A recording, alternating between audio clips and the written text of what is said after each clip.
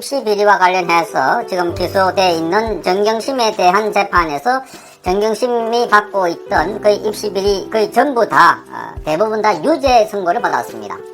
정경심은 1심에서 징역 4년을 선고받았습니다.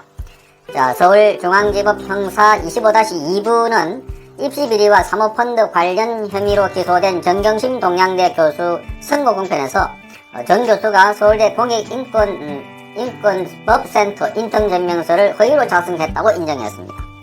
또한 정경심 재판부는 7대 스펙 모두 위조 또는 허위로 작성됐다라고 판단했습니다. 그리고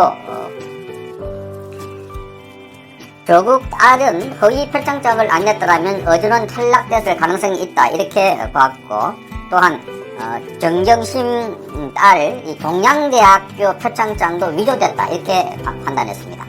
그리고 법원은 정경심 교수의 미공개 정보로 펀드를 투자해서 2억 2천만 원의 이익을 봤다 이렇게 판단을 했고, 조국 청문회 대비해서 재산을 숨기려고 차명 거래했다 이렇게 법원은 판단했습니다.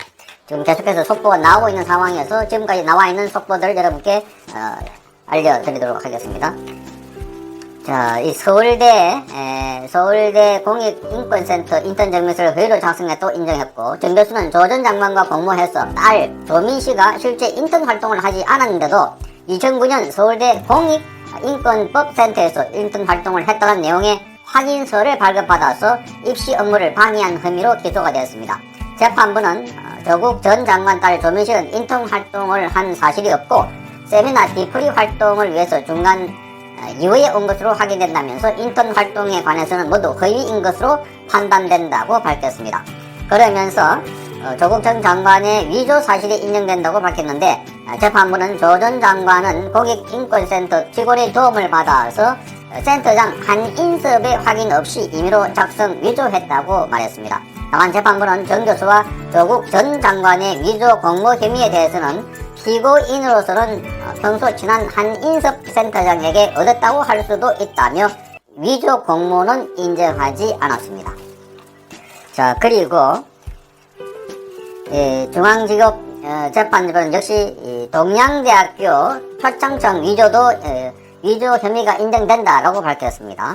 이 사건 표창장과 다른 상장은 일련 번호 위치와 상장 형식이 다르고 봉사활동 지장과 종료일이 사실이 다른 점, 그리고 표창장 직인 인장 상태가 실제 총장 직인과 다른 점, 그리고 강사 PC에 의하면 피고인이 1년의 작업을 한 점, 그리고 강사 휴게실 PC 상장 형상이 이 사건 상장과 일치하는 점 등을 볼 때 피고인이 PC를 이용해서 1년의 작업을 한 것으로 보인다 이렇게 밝혔습니다. 또 피고인이 2013년 6월 16일 이 사건 동양대 표창장을 위조한 사실은 충분히 인정된다라고 밝혔습니다.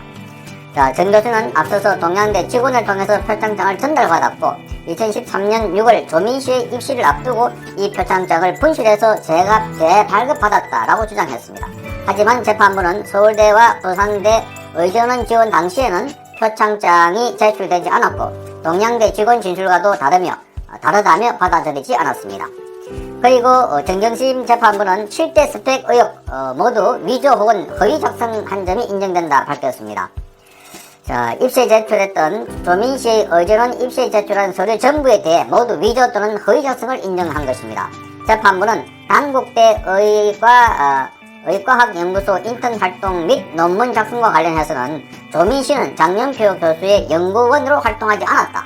또한 논문 작성에 아무런 기여도 하지 않았다라고 판단했습니다. 따라서 2013년 제출한 인턴십 확인서는 허위라고 말했습니다. 재판부는 또한 2008년 공주대 인턴 확인서와 관련해서도 정언에 따르면 공주대의 인턴 활동을 제대로 하지 않았고 물갈이 작업만 했다라고 밝혔습니다. 키스트 인턴십 또한 5일 동안만 출근을 했고 이후 무단으로 결근했으며 허위로 인턴 활동 확인서를 작성했다고 인정했습니다. 동양대 연구 확인서에 대해서도 조민씨가 보조원으로 일하지 않았으므로 이에 대해 제출한 부분 모두 허위라고 밝혔습니다. 호텔 인턴십의 확인에 대해서도 인턴 활동은 허위이고 서울대 의전원에 제출해 입시 업무를 방해했다라고 적시했습니다. 재판부는 2009년 서울대 공익인권센터 인턴십 또한 실제 활동 내역 없이 조국 전 장관에 의해 성적표가 위조됐고 동양대 표창장 역시 정 교수가 위조한 것으로 판단했습니다. 또한 조국 딸이 허위 표창장을 안 냈다면 의전원에 탈락할 가능성이 있었다, 이렇게 봤습니다. 자, 입시 비리와 사모펀드 관련 혐의로 기소된 동양대학교 정경심 교수 선고 공판에서 조민 씨의 동양대 표창장이 부산대 의학전문대학원 입시에 제출된 것과 관련해서 예비심사에서 허위 표창장 제출 확인이 됐다면 부적격 탈락됐을 것이고 이후 서류 평가와 면접 보사를 받지 못했을 것이라고 판단했습니다.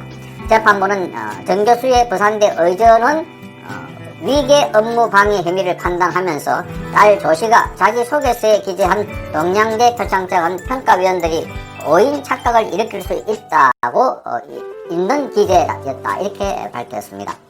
그러면서 대부분 지원자들은 대학교 총장 이상의 수상 경력이 없었기 때문에 조씨에게 긍정적으로 작용했다라고 판단했습니다. 또 조씨가 자기소개서에 동양대 표창장을 제출하지 않았으면 서류평가에서 낮은 점수를 받아 탈락했을 가능성이 있다, 이렇게 봤고, 그러면서 조씨의 행위는 위계에 해당해 부산대 의전원 임무평가, 입학평가 업무가 방해했음이 인정되고 2014년 6월쯤 조씨가 부산대 의전원에 서류를 제출하는데 정 교수도 적극적으로 가담했음이 인정된다고 밝혔습니다. 그리고 법원은 정경심 교수가 미공개 정보로 펀드에 투자해서 2억 2천만 원을 이익을 받고 또 조국 청문회 대비해서 재산을 숨기려 했다. 그래서 이 숨기기 위해서 차명 거래했다 하는 것을 지금 인정을 했습니다. 자, 오늘 이 정경심 교수에 대한 이 심의에서 1심에서 징역 4년의 선고를 내렸고 입시 비리에 대해서 거의 대부분 다 유죄를 내렸습니다. 그리고 법정 구속을 했습니다. 정경심 교수는 1심에서 입시 비리 전부를 다 지금 인정이 받았고, 그래서 입시 비리 전부가 유지가 되면서 바로 법정 구속을 했습니다. 자, 재판부는 입시 동기 비리 관련 동기 등을 고려할 때 범행의 재질이 좋지 않고 딸 조씨가 서울대 의전원에 1차 합격하는 등 실질적인 이익을 거둬서 다른 응시자들이 불합격하는 불공정한 결과를 낳았다, 이렇게 봤습니다. 그러면서 정 교수의 범행은 교육기관의 업무를 방해했을 뿐만 아니라 공정한 경쟁을 위해서 성실히 노력하는 많은 사람들에게 허탈감을 야기하고 우리 사회의 믿음을 저버려 비난 가능성이 크다고 밝혔습니다. 자, 오늘 이 선고를 한 재판장 임정엽 판사, 서울중앙지법 형사 25-2부 임정엽 판사는 사모펀드 관련 혐의로 기소된 정경심 동양대 교수에게 징역 4년을 선고하고 법정 구속했습니다. 그동안 본인이 그런 죄를 저지르지 않았다고, 동양대 총장 표창장이 위조가 아니라고 그렇게 강변했지만 재판부는 거의 대부분 혐의에 대해서 인정을 했습니다. 그래서 그다음 논란이 많았던 동양대 교수, 정경심 동양대 교수 사건은 1심에서 징역 4년 법정 구속이 됐고, 자, 이 사건은 더불어서 조국에게도 많은 영향을 미칠 것으로 보입니다. 조국과 공모한 것들이 지금 있고, 딸의 거의 인턴십 발급할 때도 조국과 공모했다고 적시해놓고 있습니다. 자, 이 사건의 파장이 앞으로 더 클 것으로 보입니다. 그동안 우리 사회에 불공정, 반칙, 특권의 대명사로 불렸던 조국, 그 자녀에게 지금 많은 특혜 조치들이 나왔는데 이런 것들을 지금 다 검토해본 결과 재판부는 모두 거의 대부분 유죄로 보고 정경심 교수를 1심에서 법정 구속했습니다.